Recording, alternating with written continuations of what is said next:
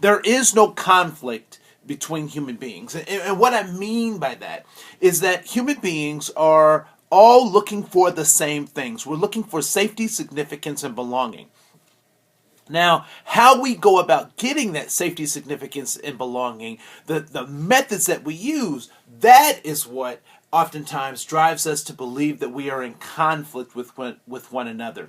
When in fact, what we have are just differing methodologies. And a lot of times those differing methods have a lot to do with the context that we come from. They have a lot to do with the geographic location that we come from.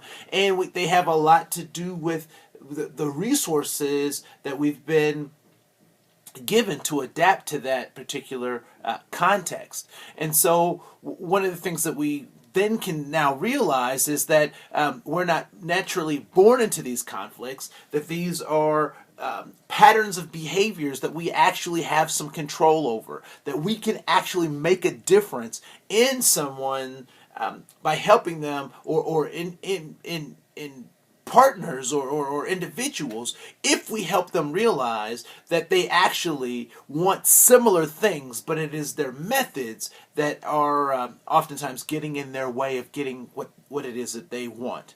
And so what I then, the kind of discussion that I'm now in allows me to really bridge or mitigate this perception of conflict, because what we can now talk about are the methods as negotiable and not necessarily our core values. Because I will tell you, if you're going to change my core values, or you think that you're going to influence them in a particular kind of way, let me tell you, you have a fight on your hands. However, if you can teach me or show me a better way to get to my core values, or to express my core values using different methods, then we have a conversation. Then we can be in negotiations.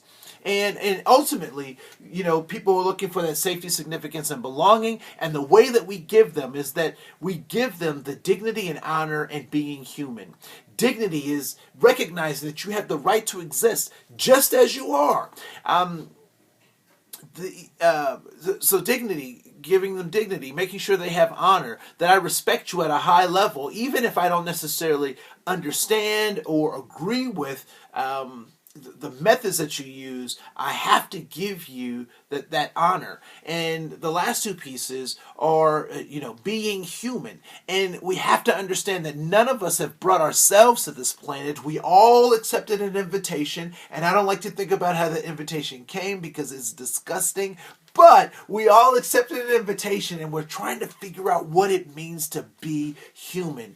And secondly, the human is a noun and it is an adjective. And as an adjective, how is it that we teach the youngest of our species, our nieces, our nephews, our grandchildren, our cousins, how do we teach them, or what do we teach them about what it means to be human?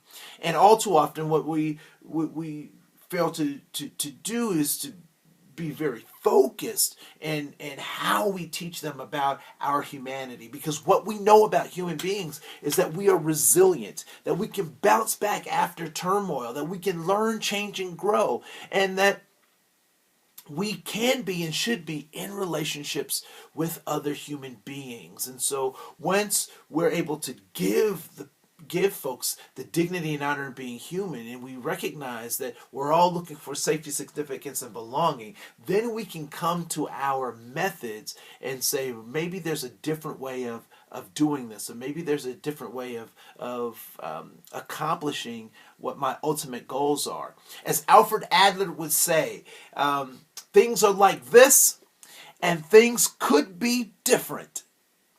I'm Andre Cohen. Thank you so much.